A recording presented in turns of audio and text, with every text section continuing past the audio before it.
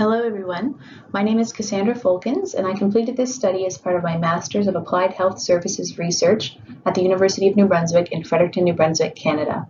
My team consisted of Jeff Mundee, Emily Reed and Scott Bateman, also from UNB, and Max Birk from Eindhoven University of Technology in the Netherlands. This study was carried out in partnership with the New Brunswick Association of Nursing Homes, which represents all licensed nursing homes in the province of New Brunswick in Canada.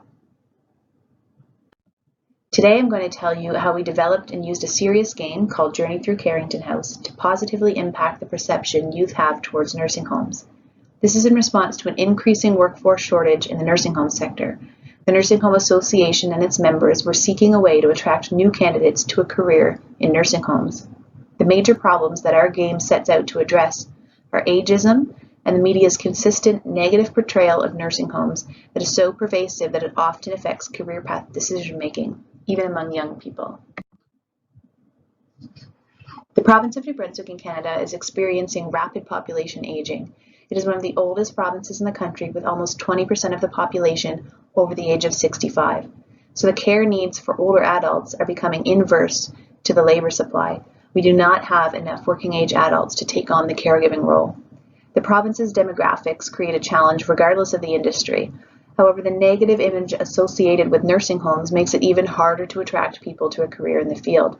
So anecdotally, we know that nursing homes have a bad reputation and they're seen as places that no one wants to live or work. And research demonstrates this attitude in the general public, as well as in professionals and students who work in healthcare, such as nurses. They do not want to work in nursing homes. This image problem is also perpetuated in the media with a lot of negative coverage of nursing homes, and there's a lot of misinformation as well. So people really don't know what it is to be living in a nursing home or to be working in a nursing home, and this really hinders our ability to recruit qualified candidates. The industry was looking for a way to engage youth and get them interested in a career in nursing homes. We knew the image of nursing homes was a barrier to attracting people to a career in the field. And we also knew that children hold these negative views, and these are formed long before they even begin to consider a career path. But we also knew that it was possible to positively influence children's attitudes towards aging and care homes through various interventions, like intergenerational experiences, for instance, which are particularly effective.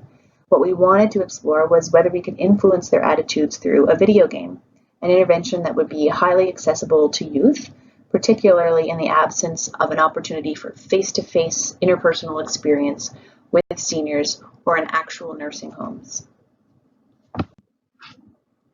Carington House is a point-and-click adventure-style game in the tradition of games like The Curse of Monkey Island.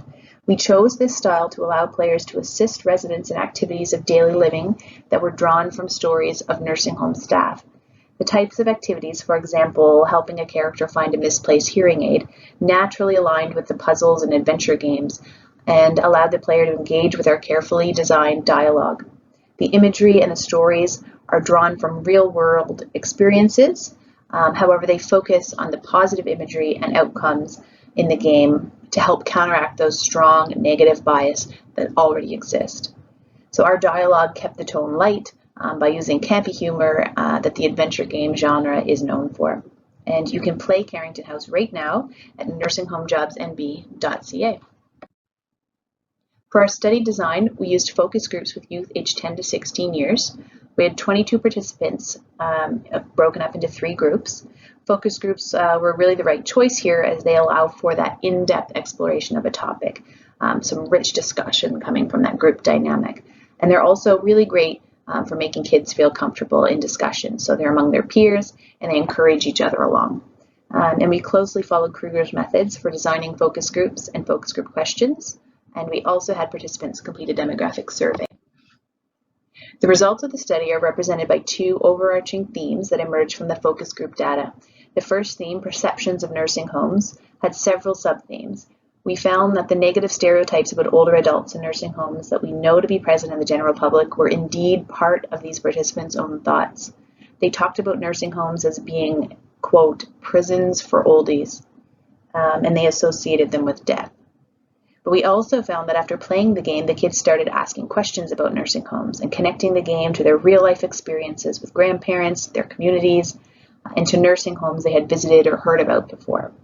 They also got the impression that nursing homes were busy places to work and could be challenging and more dynamic places than they originally thought, and that in a nursing home you could find interesting people. And our participants also said that the game made them feel really good about nursing homes, and they would even consider it as a career option. We had one participant say they wanted to become a nurse. And during our focus groups, we also had lots of conversations about the game experience itself, the gameplay, the characters, the plot. They enjoyed the graphics and the characters, and of course they had lots of suggestions on how to make the game even better. Our findings indicate that indeed we can have an impact on youth attitudes towards nursing homes using a game. The use of the point-and-click adventure genre allowed players to connect with the characters through the narrative. So our interactive dialogue reflects the real-life dynamic of that caregiving role and the relationship building that needs to happen to provide quality care, especially to seniors in a nursing home. We were also able to successfully use humor in the game to engage the audience and help them connect with the characters in the story. For this reason, we believe that this style of game could be a really effective medium for counteracting negative biases, and we would like to explore this in our future work. And this research was supported by MITACS, NSERC, and the New Brunswick Association of Nursing Homes. Thank you.